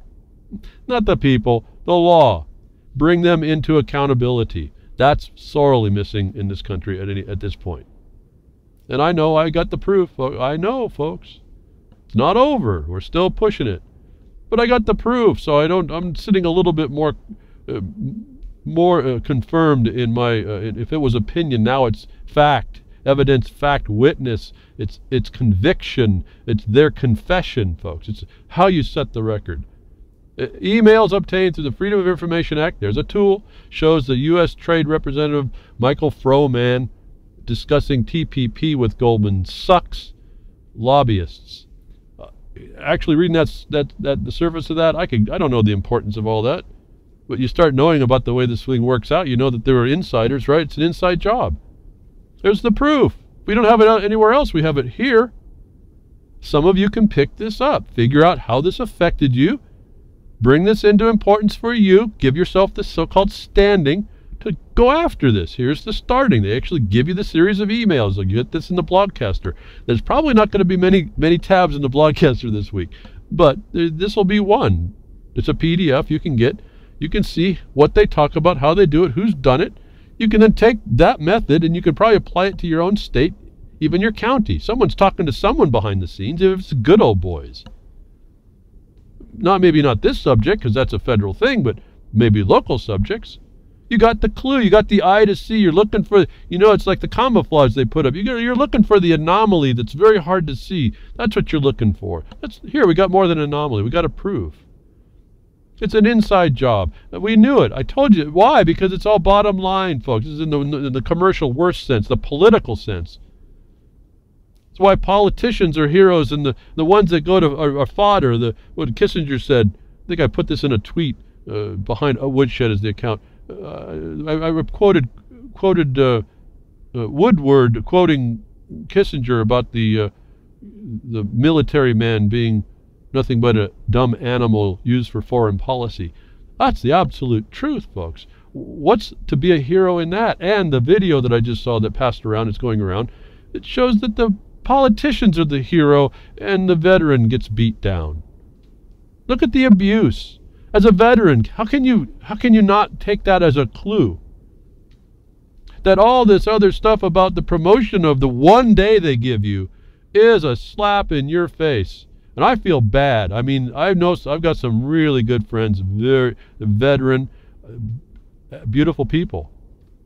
They got sucked in like somehow I avoided. I don't know how. I was trying hard. They still wouldn't take me. But maybe I didn't need to see all that. I don't know that I wanted to see it. There's some scarred people in this world that are fine people that I'd jump in a foxhole with them in a second. And yet that's not what I'm talking about. They've done this as a job against it. They've done it to us, folks. They put us on a pedestal one day and the rest of the time they destroy us. These people, Goldman Sachs, lobbyists, Trans-Pacific Partnership, the unqualified one, are the instruments to the people behind. We now have evidence. It's coming out. This is the time of the Enlightenment, folks. Again, the Renaissance. I'm asking us to use this time to our best advantage. Let's accelerate it. We have eyes to see and ears to hear now in places. We have communication lines that were never ever known in the history of the world, the history of the memory of man as well. Unless we go back far enough and we were just communicating to each other through our minds, which may have been very possible, or how we sung. The sounds that we emanated were not guttural. They were actually songs that we communicated in frequency. We could go back to there. After that time, folks, we had what we have today, all the time it took to come here. We have the evidence of how it's supposed to work right, and we have at the same time all of how how we're being colluded against and it's being stolen back. In a world that has been told to us to be under the control of evil, can't escape you. And we're here anyway. The best a cricket is going to explain its environment going to be is to be a cockatocracy. I don't care what other name you want to put on it. I don't care what other things the agents are that are going on. It's going to be a cockatocracy. It's going to stink to high heaven. It's going to be in the stinking abyss, and the worst excrement's going to float to the top. And thank you, Gary L. I mean, at some point, I do honor the veterans because of what they did experience. Gary L. in the RLM chat says, you didn't need to see all that. I know. But, it just hurts to know that people did see that, and worse. And for what, I guess is the point. Here we are. What? Goldman sucks? The bankers, those behind the bankers, the system, the plunder that goes on, the 2008 plan, the execution of the 2008 plan to Detroitify this country, the United States of America, that was supposed to recognize the property laws, the MERS condition that knew exactly what it was doing to take out exactly everything I was telling you about the production of the proof of evidence. And I told you I backed that up by the reading. I don't know this. I'm not that smart. I had to go read it from somebody smarter.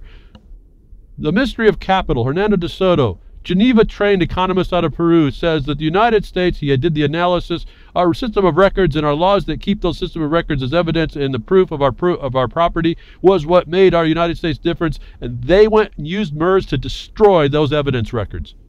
And when I saw the MERS happen, I said they went and done what the Geneva economist had learned to do, to analyze. He analyzed for that purpose. They took down the United States of America. I'm witness to that fact, folks. It's not a question to me. And it also wasn't a surprise. It was, but it wasn't. These people are brutal, and they are very intelligent, even though they put everything on smart on us. It's intelligence on their part. We have to match that, even through our frailty. The latest Clinton wins Washington Democratic primary, talking about collusion, folks, as we go through here, talking about the fact that it's just not what we're supposed to, we think it is. We think it's different. And the evidence is right in front of us to tell us different. Let me just get down to a little bit through. This is from the Miami Herald, I think.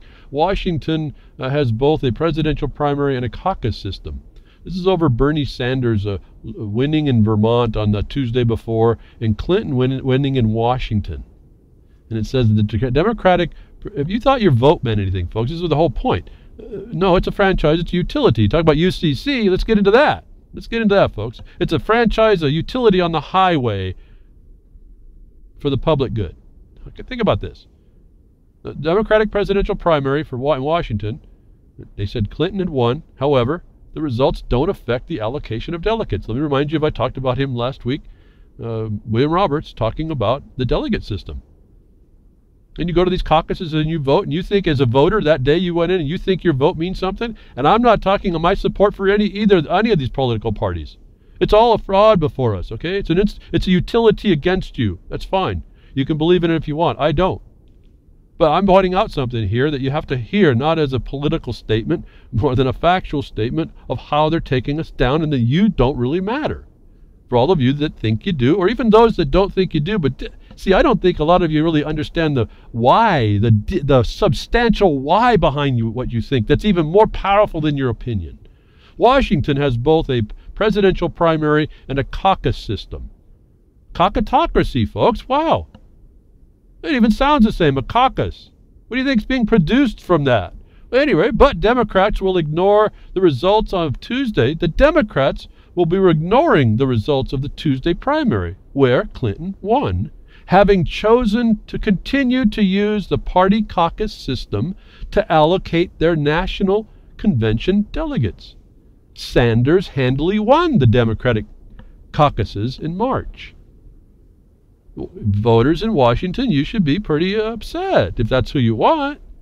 But see, you're in a system. But you should be upset. You have standing. What do you mean caucuses? You mean that you just wasted a lot of money from the Treasury to cast a vote system that was handled in March. You were supposed to attend the caucuses. You're supposed to make big caucus. That's your voice. The one voice of this political trade union. Washington's choosing to go with the caucus results. Who made that decision? But your voice was supposed to happen in March. Your vote was a waste of time and money. Is that what you veterans are fighting for? We are controlled. Folks, let me remind you, if you're not picking this up, we sued in 2013 in our lawsuit. It's an injunction. It wasn't an act. It was an injunction. Understand that. We didn't do a lawsuit for money. We did it for stopping illegal action. I didn't want to having to go through a big old trial. I wanted just to stop the crime against us.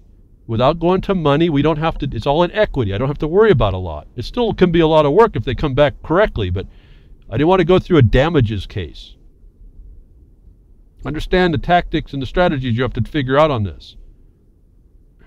We sued the political parties as well as the Bar Association, as well as the governor, as well as through an injunction collaterally through the university system, and the Bar again because it's an agency of the government, and all the universities that are extending into that, and all the agencies and everything, based on their subversion of the laws of the United States regarding property disposal, which cuts to all of this.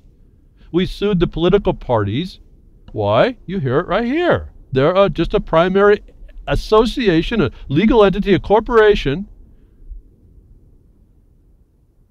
that makes a mockery of your voting, and that's legal. So, I don't care about the candidate. I'm showing you that for those of you that think you know that why you're not voting and you can talk about this there's other ways, it doesn't do any good. No, there's a reason behind it that you need to be attacking. William Roberts was looking at that. He figured out he thought was going to do it from the inside as a sneak attack. I don't know, actually, it sounded good to me. I don't know, I never got that tight to it. I don't know. It sounded good. But his expertise, his study, his Roberts Rules readings, his implementation never got to see the light of day.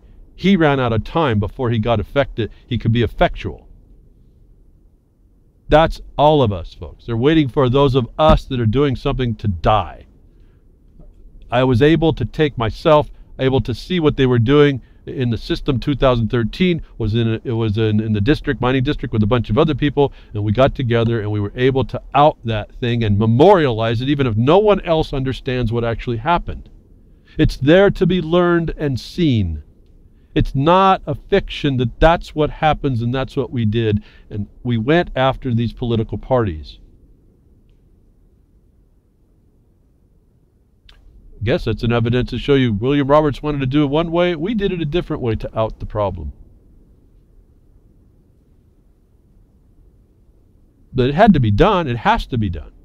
This is just, again, I said the Bar Association, there's others. The political parties are another. The agents of change, international agents of change inside these organizations that come out and are even criminals to their own cause are another group that you have to go after. So when I saw this notice here, I was fascinated that they would say, oh, well, Clinton won in the election, but they're going to go with the caucus votes from March. And no one says a peep, apparently, because I haven't heard. Maybe they are. Maybe Washington's pitchforked and torched to burning to the ground right now. Maybe I didn't get the whiff of the smoke. I don't know. I doubt it. Why? Because we live in a cockatocracy of crickets. So the collusion is great. There's no honor among thieves until you can take advantage. Another report you probably heard now. Folks, I put it to Twitter, they are eating their own now, but that wasn't fully the truth, because this is all another plan. You got to be careful of the player that's not being named in all this. Saudi press, U.S. blew up World Trade Center to create war on terror. Well, it's the war of terror, folks. That's what they put on us. But now the Saudis, because of this pressure they're getting, they're now calling out. They're now going to call out what the real story is, if we can believe it. This story was supposedly out of Tel Aviv from Breitbart. And some other things that came up about Breitbart, and I've asked them, Is this Zio media because of last paragraphs and stories that are just out of the blue talking about this Israeli connection? And here we have this story out of Tel Aviv, of all places, that Breitbart puts the news. So I've got questions about all this. It doesn't matter to me if I ever get the answer. I'm just saying that, no, this may be exactly what we're seeing, and be careful of who's behind all this. I still have to fight local. I still have to get the law and the property reorganized. All y'all will help. We get rid of all this, it don't matter. But Saudi press is still furious over the United States Senate's unanimous vote approving a bill that allows the families of 9/11 victims to sue Saudi Arabia. This time, the London-based Al Hayat Daily has claimed that the United States planned the attacks on the World Trade Center in order to create a global war on terror. Well, okay. Well, who else now, folks? They went and done it. Go look at the players. What I find fascinating is that you never see in this whole story anything about Britain, anything about France, anything about Israel. And yet they're pointing the finger, they're eating their own, that say the United States is a problem. Now my other thing is, I don't understand why instead of doing all that, they didn't come out and say, well, you can't sue Saudi Arabia. We're a sovereign nation. Unless, folks, as I told you back in 2014, when the United States declared it went extrajudicial, that there were no borders it would recognize, and you see that perfectly in Syria, that maybe there is no sovereignty if you're not big enough to prove it. They can't rely on sovereign statuses. So this is also a heads up. It's also a propaganda as well. But look behind who's not discussed here, and the story comes out of Breitbart from Tel Aviv, and who's not discussed is a major player, Israel. Collusion, folks. We're being taken down. The obvious. So go, all you folks that are fighting, go fight that fight, folks. I heard lots of people got all rallied up about that. You don't attack America, and then you go and you deny that the possibility that the United States did it. The United States now, the Washington D.C. Had planned to do it against the United States of America for its own designs. All of a sudden, for some reason, that becomes a non-possibility when all the evidence to the contrary faces us, and we still have people going to war and dying and going and killing innocent people over things that can't be produced. And then we hear this story that the Saudis are going to say, wait a minute, you can't sue us. You're the ones that started this. We just helped you. And who's the one that's not being spoken of? That's the elephant in the room. Maybe it's a small elephant. Maybe it's a 60-mile wide elephant. But Israel. Zio West is sitting right there to tell you they done it, folks. Just like I said when I first saw the towers burning, they went and done it. When they told us they were going to do it, way back, but actually before 1987, they went and done it. There's nothing, extrajudicial is nothing under the sun that's not possible to do. You better take The Prince that Machiavelli wrote, and you better put it on steroids before you start understanding what the military complex in this world is willing to do.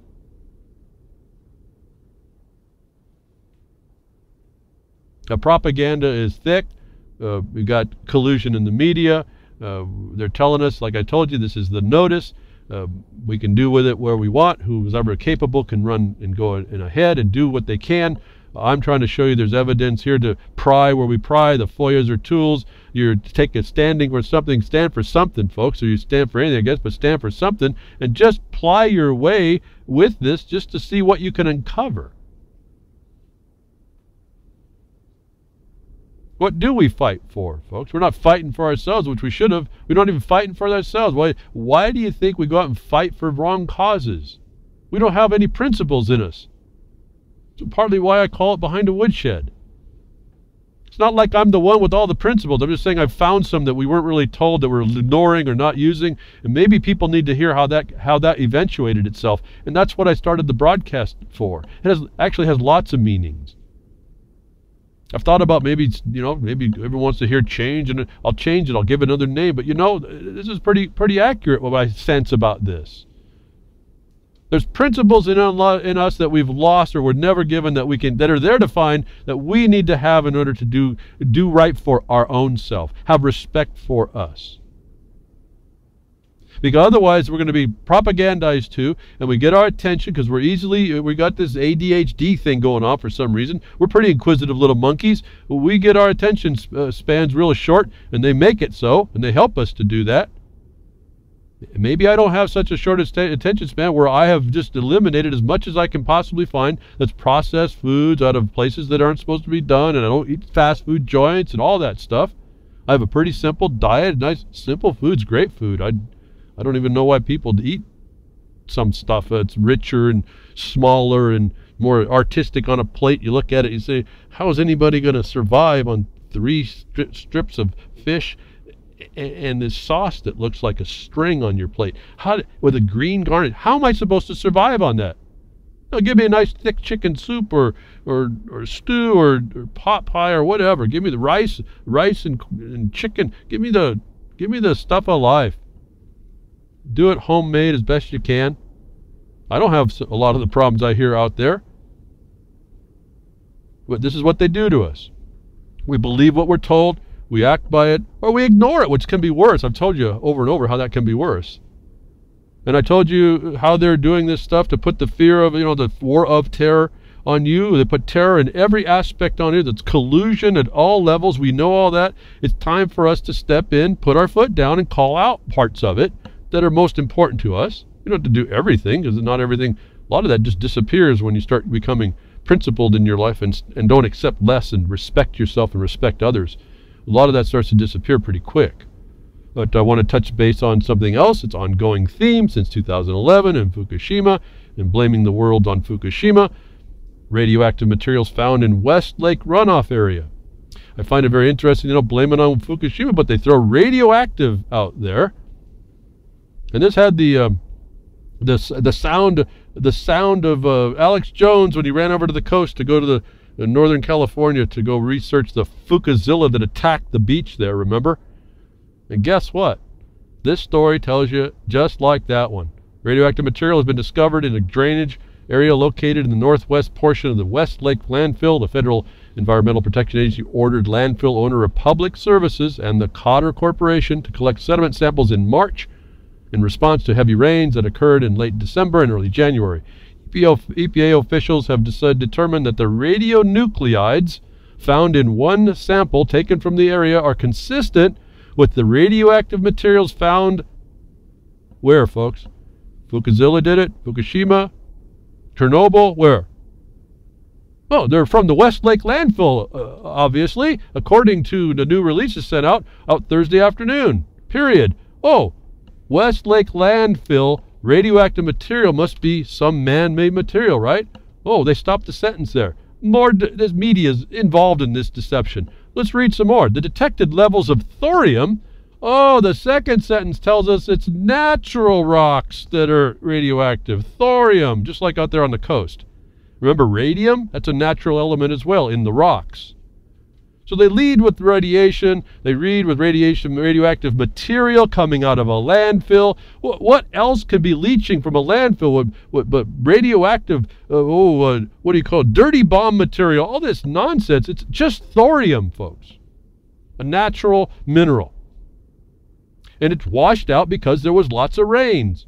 Guess what? That's called a river system, and what they do when they transpose rock down the river into the ocean.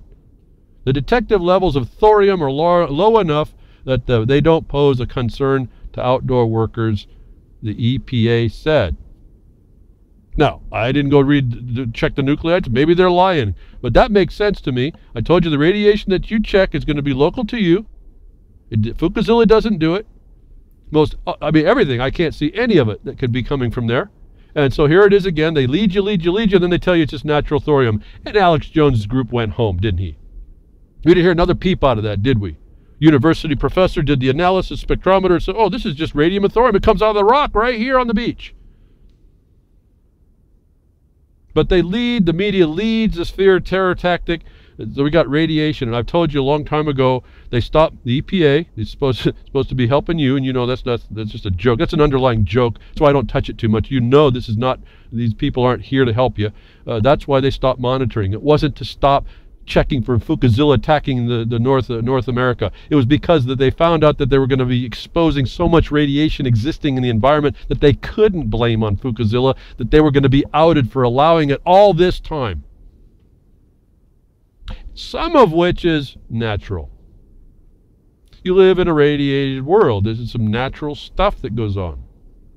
And so, just to point out how they keep our minds, like I said, they hack our minds, and we continue to either ignore it, don't allow it, keep spewing stuff that's really unimportant. The way we've arranged society, we take, not from the thorium, but from the radioactive side of this stuff, we are taking benefit somehow of this, and we have no energy to stop that either. We're crickets on that. If we don't like it, we have to stop it. If people that want to do petroleum want to stop petroleum, they have to come up with an alternative, and it has to be a viable one, not this made-up green stuff. Listen, I don't mind. I mean, well, I haven't lived underneath one. I understand it's not so cool when you got a nice monstrous windmill around you, or a whole herd of them. Maybe there's not so nice, but I have no problem with maybe wind power. That sounds like a neat thing. Maybe offshore, people don't like to look at them. I guess that's another problem. A view shed, I guess it's an amenity that has no value. I don't know what the analysis will be about people, but here's the decisions we have to make living amongst ourselves.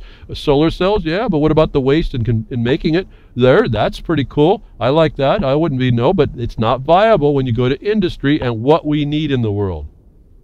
That's no different than looking at the land disposal, saying that's how we understand to come here today with all of us, and beyond the memory of man, we come here today and we said that's how we best do it, because we best use the land if we do it this way, and we abuse the land if we don't do it this way. And so let's take stock into what worked and why. Let's find out the whys of what happened before we start condemning this whole thing, and making some observations that may lead us to the wrong conclusion. Again, we start with the wrong premise. And I'm going to, again, I got, that was 5 tabs today? Fascinating what little bit I get to, but how much I did get to. I hope you appreciate, I hope you think about what I said and appreciate it and work with it. I mean, there still has to be a time now you have to think about what I said. I understand all that, but let's start putting ourselves in a better position to make better decisions. Let's not throw the baby out with the bathwater. Let's take the things that smart people before us understood and used, put us together for us. Let's take those better parts. Let's hold them. Let's hold them with all our life, because our lifestyle, or the way of our life, is determinant about that. You know, these amenity type things, these fabricated fictional rights that now everyone has except for you. That's another style of affront. As I said, this genderism that's going on right now. This has been planned. They told us about all this. The underpinnings of that come from the same source that wasn't talked about within Saudi story. So you know, so that's a little more difficult to deal with. But you know, it seems to me this genderism in a system of legal that's gender neutral. The word person has no gender, and they don't recognize gender. This genderism in legal is a fraud to begin with. But no one stepped up and said, listen, your genderism is actually encroaching and trespassing my safe space. And we all just sit here with a no statement in our face about how we're being encroached, and that the system as a question is given over to someone to find against us. And we don't say, like what's occurred to me, why am I being forced, is a question, but really a rhetorical one. I don't need an answer. You don't have the right to do this, but why are you imposing your abuse on me to fulfill? See, this is walking as an accessory to the crime against you, as I find in property. Who had the right to trespass on me to impose their rule to make my space that was safe not exclusive and protected, as the government was supposed to do, notwithstanding any kind of title? The premise of gender basic properties has no place in the legal, and yet we start arguing about it, and we give it life, don't we? This is how fictions work. Some are good and some are bad. It's up to us to engage those and not deny them, and not just say, oh, they're there, and then just be quiet, because those that are utilizing it, their plan will win. It's just that simple. And they'll take out your property because they operate out of no law, just like we're told has been happened when everything went extrajudicial, and you see evidence of that trespass everywhere. That's up to us to re-maintain. Thank you for tuning in today. Hope you've heard quite a bit. Maybe the getting down the tabs wasn't so important today, but appreciate Grimner and the RealLibertyMedia.com and allowing the place for the blogcaster and the broadcast, and then the FN network. Love that. Bo Diddy and Grimner doing that. You can join that the social network and UCY.tv. Thank you, Jules, and letting us synchroncast out. And then again, I guess during the dailies, hearing the broadcast on Pastcast, and then again on Thursday for this broadcast. And then the terrestrial broadcasters, I thank you very much for what you do. Folks, pass the broadcast around, get people to syndicate it or simulcast. Take care. Next week, we'll see you.